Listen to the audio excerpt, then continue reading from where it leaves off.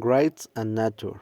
Over the past of a century, many have rigorously agreed that there is a chance in Frank Lloyd's grades of work on unbreachable gap between his residential and commercial buildings. In fact, all of his architectural designs show his belief in a world governed by technology but indebted to nature and how is built are really monuments that to man's place in the natural world.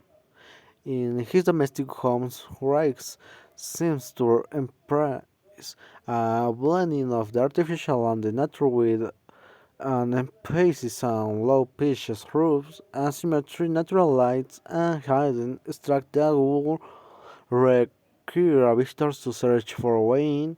This obscured and trends also make the visitor confront the landscape in a way he or she would not have to if he or she entered merely from the urban street. House would be located on in the case of houses such as the Winslow House in Illinois.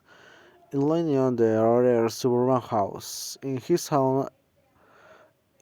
own house at Chalice in Wisconsin. The visitor who must travel and winding riverway uphill to the back of the house and literally confront a panoramic vista of great hills and goods rather than merely entering the house in this way. Then one is forced to acknowledge but the artificial and the natural at once can merely observe the home as one thing alone.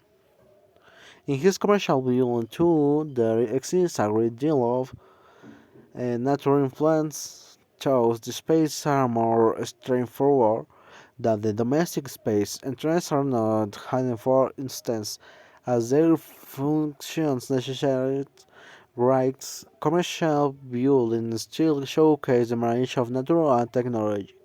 The Larkin building, for instance, lets in an unprecedented amount of natural lights for our office building rights. Intentional limited darkness wherever possible, even encapsulating the central space with a giant skylines, creating the effects of working outdoors still more clearly connect to the tourist Great Price Tower in Oklahoma. The cantilevered sky- skyscraper show the home of an oil and chemical pipeline company was designed to look like a giant tree to blending in with the surrounding so that at last from a great distance it would look just like another tree.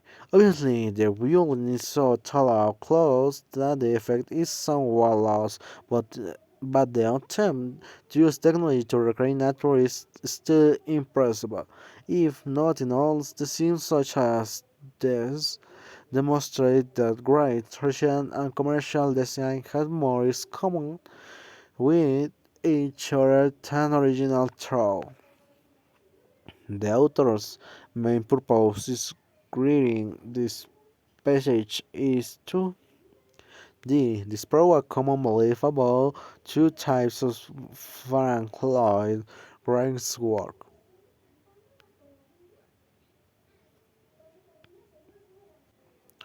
As you said in paragraph 1, the word chance most nearly means uh, a debate.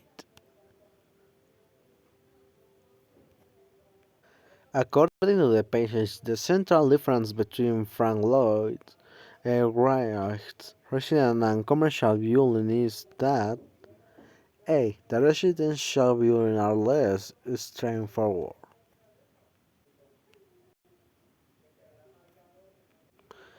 It can be inferred from paragraph 3 that Frank Lloyd Wright's belief see a building function should influence its form.